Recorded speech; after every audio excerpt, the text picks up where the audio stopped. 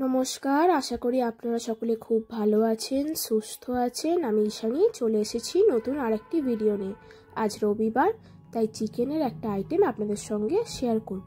আজ করেছি চিকেন ভর্তা, একদম ঘরোয়া পদ্ধতিতে কম তেল দিয়ে। চলুন আপনাদের দেখাই। এই যে আমি এখানে একটা প্যান নিয়ে নিয়েছি, এর মধ্যে জল, লেবুর রস আর নুন আর তেল দিয়ে দিলাম। এরপর দিয়ে দেবো একটা দারচিনি, আর তার উপর দিয়ে দেবো একটুখানি গোটা গোলমরিচ গুঁড়ো। আপনারা এখানে গোটা গোলমরিচও ব্যবহার করতে পারেন, আমি এখানে গুঁড়ো ব্যবহার করেছি। এবার দিয়ে দেব চিকেন লেগ পিসগুলো, আপনারা ব্রেস্টও ব্যবহার করতে পারেন। এরপর আমি প্যানেতে অল্প সাদা তেল আর অনেকটা বাটার দিলাম। যেহেতু রান্নাটা অল্প তেলেই হবে, দেখতে পারবেন আপনারা যে কতটা কি তেল ব্যবহার হচ্ছে। এখানে দিয়ে দিয়েছি পেঁয়াজ বাটা, এটা ভালো করে ভেজে নেব। এবার এর মধ্যে দেব 1 চামচ আদা বাটা আর 1 চামচ রসুন বাটা। রসুন বাটাটা একটু বেশি দেবেন, তাতে টেস্টটা অবশ্যই ভালো হবে। এবার ভালো করে মিশিয়ে নেব। দেখুন ভাজা ভাজা হয়ে গেছে। এবার দিয়ে দেব টমেটো পেস্ট।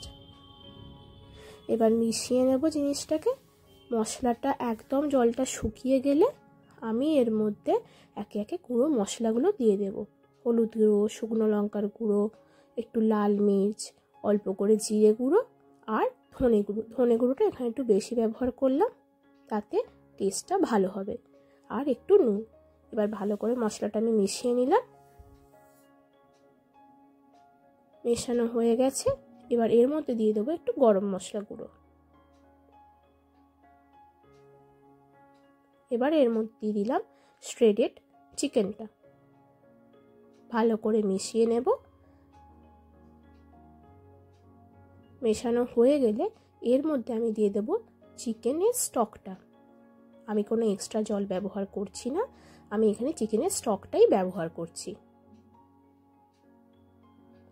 দেখুন কতটা আপনা থেকেই জল বেরিয়েছে।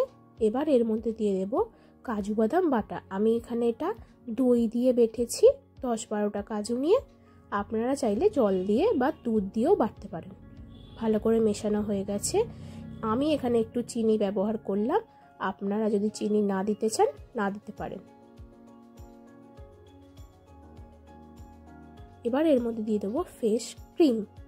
এইটা কিন্তু দিলে জিনিসটা খুব ভালো খেতে হবে। ভালো করে মিশিয়ে নেব। এবার এর মধ্যে দিয়ে দেবো কুচো করে রাখা ডিম। এই ডিমটা কিন্তু এর মধ্যে একটা খুব ভাইটাল জিনিস, এটা দিলে কিন্তু জিনিসটা টেস্ট বাড়বে। ডিমটা দিয়ে দিয়েছি। আর এটা একদম রেস্টুরেন্ট স্টাইল করার জন্য জিনিসটার মধ্যে আমি একটু দিয়ে দেব কাসুরি মেথি। আমি এটা রোস্টেড করে দিয়েছি, আপনারা চাইলে এমনি দিতে পারেন। দেখে বলুন তো কেমন হয়েছে। এটাকে আপনারা রুটি, নান, জিরা রাইস যে কোনো কিছুর সঙ্গে খান, খুব ভালো লাগবে। আজকের ভিডিওটা এইটুকুই। ভালো লাগলে একটা লাইক, কমেন্ট, শেয়ার আর একটু বেশি ভালো লাগলে সাবস্ক্রাইব করবেন। আজকের মতো এখানেই, টাটা। সকলে ভালো থাকবেন, সুস্থ থাকবেন, সাবধানে থাকবেন।